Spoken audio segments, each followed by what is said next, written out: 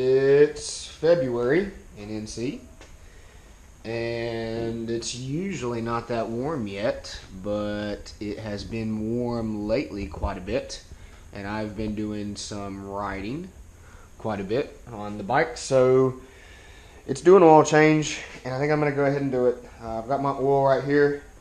I think I'm going to do a video on this. I know there's a bunch of oil change videos out there, but everybody does it a little bit differently, and I think, I don't know, I just kind of want to throw my card in the deck of oil changes. It's super easy to do. I don't think anybody should pay for an oil change. I mean, literally anybody can do this oil change. It's not hard. I mean, you pop your fairings off, and you warm the bike up, and you know, we'll go through everything, but you pull the nut, you pull the drain plug out, and then you put new oil in it. It's not hard at all. Don't look too hard at the bike. I mean, it's super dirty right now. I'm gonna clean it up. I've been riding it, and it has not been cleaned up lately, so don't look too hard at the bike. But if you care, the bike's a 2006 CBR 600 RR. Oil filter I like to use. It's a K&N. I think the part numbers, there it is, K&N-204. And it fits these Hondas. I really like these because it's got the place where you can use a socket to get it off. And that's like a super big pain in the butt if you don't know, if you've never tried to get one that someone's like super tight. I mean, they're only supposed to be hand tight anyway, but sometimes people really crank these on there. So that is why I keep buying this one, just because it's so much easier to get it off and you don't have to worry about it. So I'm going to pull the fairings off and we'll get started. I'll show you the nut that has, or the drain plug that has to come out, and we'll go from there. So we'll be back. So now that I've got all the fairings off the bike, which, I mean, isn't hard at all. It's just some hex wrenches, or Allen wrenches, I guess, and a screwdriver. Small one, preferably for the bottom. Not hard at all to get those off. A lot of people just take one side off, and then they can get to it and do everything they do. A lot of people only take the bottom fairing off. I mean, I just think it's easier to take everything off at one time.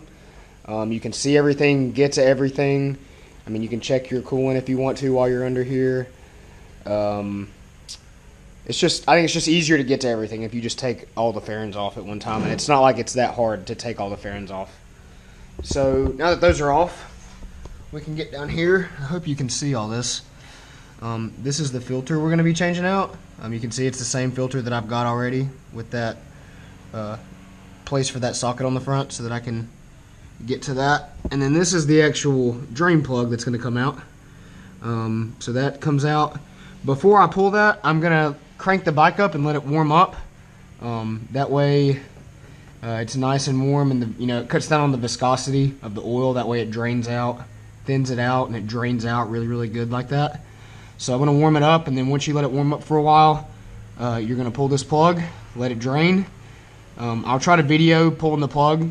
When I pull it, I'm going to use my drain pan that I've got. I think I bought this off of Amazon for like 10 bucks. So it's a drain pan plus a storage container.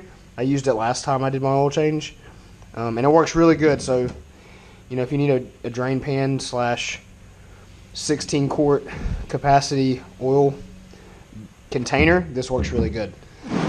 A note, after I crank it up, obviously, I mean, these are the headers right here. And it's not hot right now because it hasn't been cranked, but once you crank this bad boy up, I mean, that's going to be really hot. So it's not hard to get in here and pull that around the headers, but it's just something to think about. I've burned myself before on it, so just be careful with that. So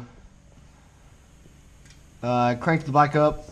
I cranked it up and probably let it get to it probably hit like 170, 175 on the temp gauge. And then as you can see, I came under here, pulled the drain plug, and now it is draining. One thing to note that I actually should have already done is take this cap off right here so that it can all flow through there and get some air through there. Should have already done that, but oh well. So now that that's all draining, Another thing to note, if you don't know, here's your sight window for it. Whenever we fill the oil back up, you want your oil to be between these two lines right here. I usually like to go a little bit closer to the top line than the bottom. I would rather be a little bit fuller than too low, but that's kind of your sight glass for your oil.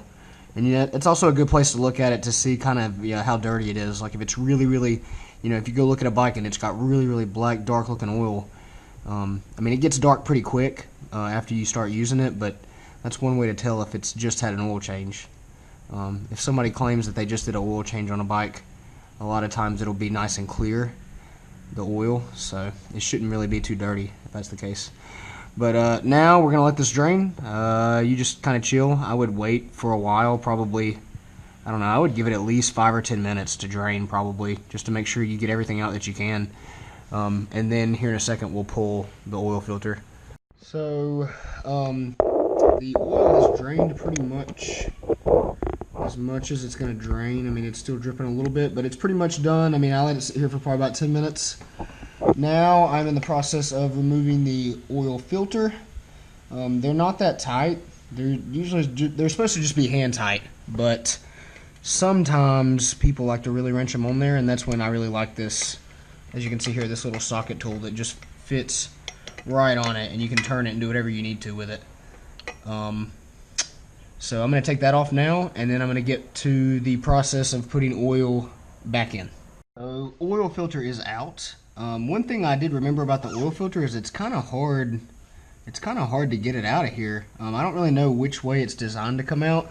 When I try to come out through the bottom, it's usually, I don't know, I have a hard time getting it to fit. So I usually come out right here, and I usually have to push this coolant bladder kind of out of the way, and you really have to kind of squeeze it through here, but it'll fit right here if you kind of massage this out of the way. But that's how I got it out of the way. New oil filter is going to go in now. The oil plug is going to go back in, and then we're going to fill it up with oil. And I'm going to show you while I'm filling it up with oil how I'm going to try to keep a check on the glass, the window, the oil window, to make sure we're not overfilling it. So we'll be back. Alright, so the oil filter and the plug on the bottom are both back in. So now we're going to start filling it back up. So just something of note, when you're filling it back up, you're going to want to keep an eye on this glass window thing. And like I said, you're going to want to try to fill it up between the top and bottom. I usually like to go more towards the top line. The thing is, the first time you fill it up, it's going to start to fill up, and it's going to get high, and you're going to see it get to this line, and then you're going to want to stop. And what you're going to want to do is you're going to want to crank the bike up, because the oil filter that you just put in has to cycle, and you have to get oil into the oil filter. So if you don't let it at least kind of like crank it, let it run for a minute or so, and let it cycle, you're going to get kind of a false reading right here. So what I've done is I've already done that. I cranked the bike back up, let it cycle, and as you can see, you really want the oil to return to where it's about right here at this top line, and it hasn't done that yet because a lot of the oil got pulled into the oil filter. So I'm going to put some oil back into it so that it ends up being right here, and then I'm going to cycle it again just to make sure that once you cut it off and you let it sit, the oil line returns to this top line right here. So I did one more heat cycle, and everything returned back to normal like it was supposed to. I don't know if you can see, I've already put the fairings and everything back on, so I don't know if you can see in there, if you can see the window, but I did one more heat cycle and everything went back to where it was supposed to. I've got it right there under the top line. That's kind of where I like mine to be. So that's where it returned to. The oil filter is full now, so I think I'm good to go. I haven't had any leaks under here anywhere. So only thing left to do now is give it a test ride. That's pretty much it, man. I mean, it's not a hard process, guys. I don't think anybody, like I said, nobody should be paying anybody to do an oil change. It's like super easy and super straightforward. And the only thing you should be paying for is, I mean, the oil, and pay for that filter, man, and that's it. I mean, don't be paying people to do this stuff for you, man.